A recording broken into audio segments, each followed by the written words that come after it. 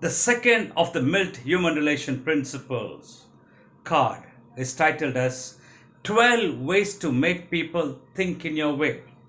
Well, influencing and persuading people is one of the qualities of a high performance behavior.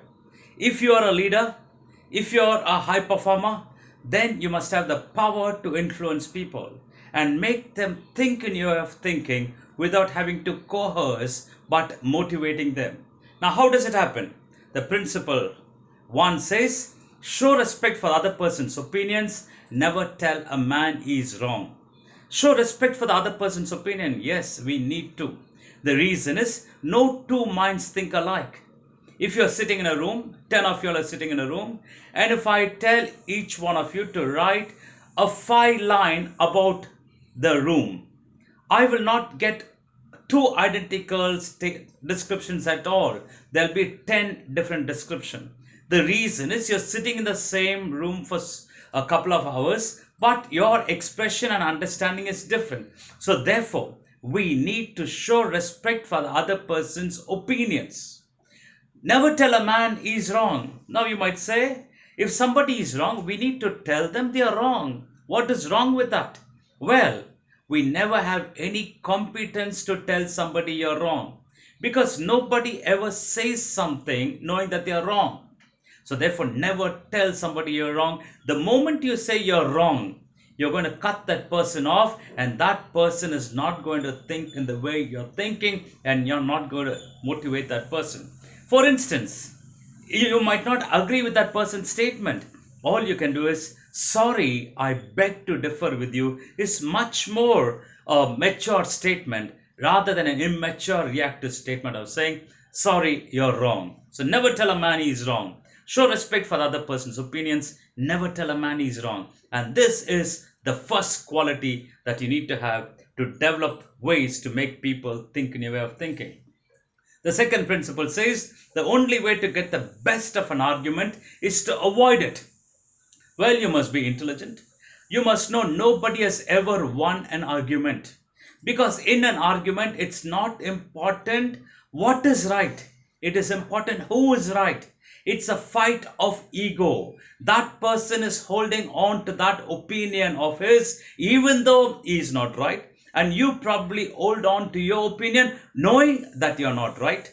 Because over a period of time, you have proved otherwise. But you don't want to let your ego down, and therefore you will never ever win an argument. Nobody ever wins an argument. It is said in a battle of ego, it is better to be on the losing side. So if you're an intelligent man, the only way to get the best of an argument is to avoid it. When you know a discussion is snowballing into an argument, if you want to win it, the mature stance is to avoid it. But you can take part in a discussion, because in a discussion, it's not important who is right. It's important what is right. That means we are subject oriented. We are open to discussion. We are open to change our opinions. So therefore, take part in a discussion, but never into an argument. And if there is an argument, the only way to get the best of an argument is to avoid it. And then the next principle says, if you're wrong, admit it quickly and emphatically. Just now I said you can take part in a discussion. Now this principle, if you're wrong, admit it quickly and emphatically, is the qualification for you to get into a discussion. That means in the discussion, if somebody has given a point better and probably you find what you have given is not to the mark, you admit your mistakes quickly and emphatically. That's maturity. You're not a loser here. It shows your magnanimity and your maturity. But people generally what they try to do is keep beating around the bush and say, no. What I really meant to say was, no, you don't have to spend your energy. All you got to do is, if you're wrong, admit it quickly and emphatically. Say, sorry, I stand corrected. Thanks for getting me corrected and giving me a new perspective altogether. The next principle says, begin in a friendly way. Never start any discussion from the point of conflict or argument. The moment you start a discussion from the point of conflict and argument that happened, you'll be sure whatever good you want to say in this meeting or in this discussion, it's not going to be received at all. So therefore, begin in a friendly way. talk about something good that has happened in the team, in the place, in the company. And then the moment you build that environment, and then when you put your ideas across, people are certainly going to think in the way you want them to think. The next principle says, get the other person saying yes, yes immediately. Well, this is art and science of conversation.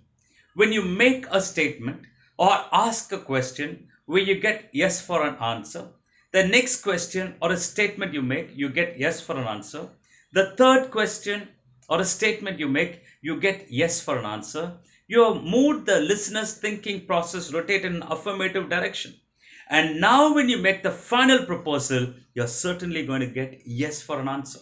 For instance, on the contrary, if you ask a question or make a statement where you get no for an answer, the next question or a statement you make, you get a no for an answer.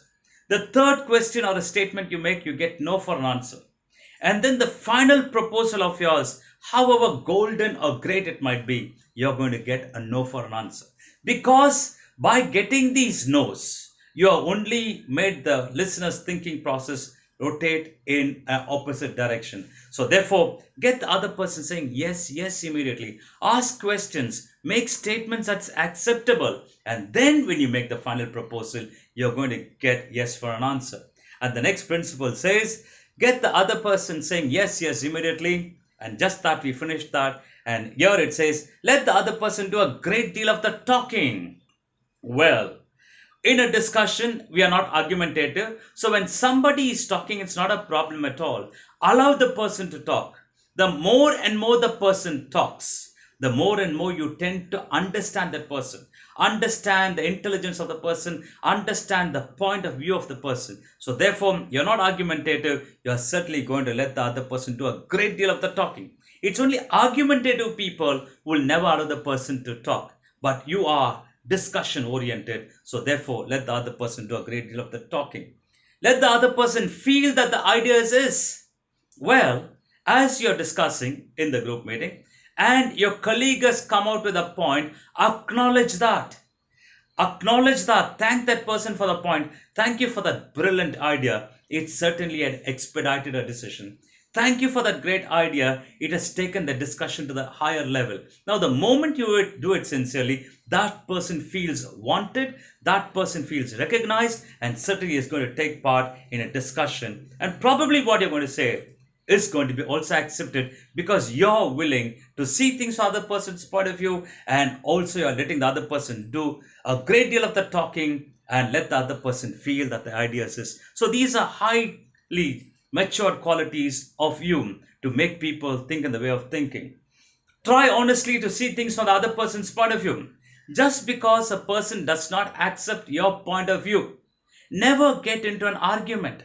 But try honestly to see things. Why is the person saying what he is saying? Why is the person doing what he is doing? And the moment you can have this empathy to see things from the other person's point of view, you will appreciate as to why the person is saying, and accordingly you can act on it. For instance, if I ask you, what is the shape of this booklet? You might say rectangle. And I would say, it looks like a straight line. Now you say it's a rectangle, I say it's a straight line. Now we can get into an argument on this. But if I can for a moment think, why is this person saying it's a rectangle? Oh, from here it's a rectangle, is it?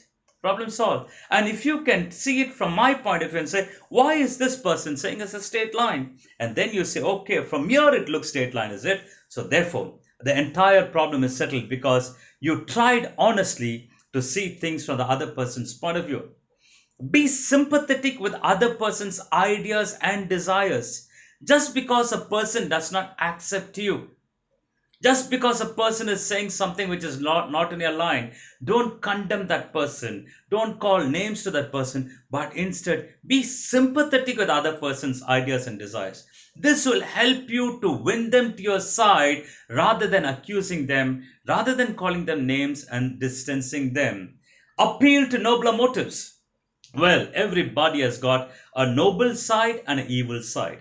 Now, if you can appeal to the noble aspects of a person, you will get the person to listen to you and think in the way of you wanting them to think.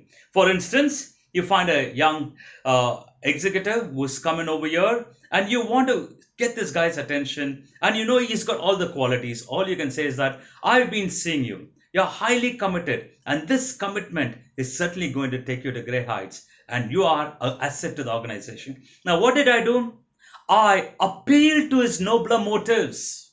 As a young person who's got a great career and a future ahead of you, can you do this thing in such a manner and you're certainly going to make it to great heights? So here I appeal to nobler motives. But there's the evil side of people. You'll say you're lazy, you're not fit for nothing, and you do nothing whatsoever. You don't do things in an orderly manner. You're absolutely indisciplined. If you say this, you can never get to work with them. You can never make them think in a way of thinking. So it's best to appeal to the good qualities of people and build on it. Appeal to nobler motives.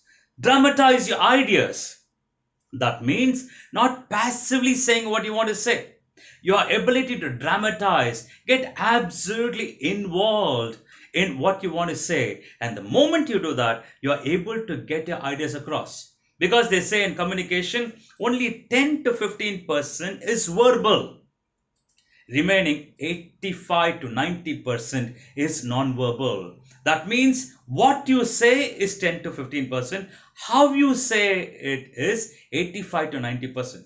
For instance, right now, I'm conducting this class. I'm trying to get these principles inside you. You see, I am dramatizing my ideas. I'm doing my best to bring out the emotions. I'm doing my best to use my body language. I'm doing my best to do everything possible, which is non-verbal, to get the ideas across to you. And now this will get into you. Whatever I'm saying is certainly bound to get inside you because there is that emotion, intensity, and the non-verbal communication involved. So how I say will certainly convey to you what I want to say. So dramatize your ideas. Don't be passively narrating, but dramatize your ideas. Throw down a challenge.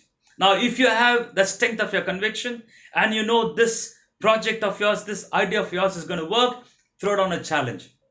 You just have to tell them, just do this. Do exactly what I tell you to do, and I underwrite the consequences. Do exactly the plan that I have told you, and I can assure you we are going to reach productivity.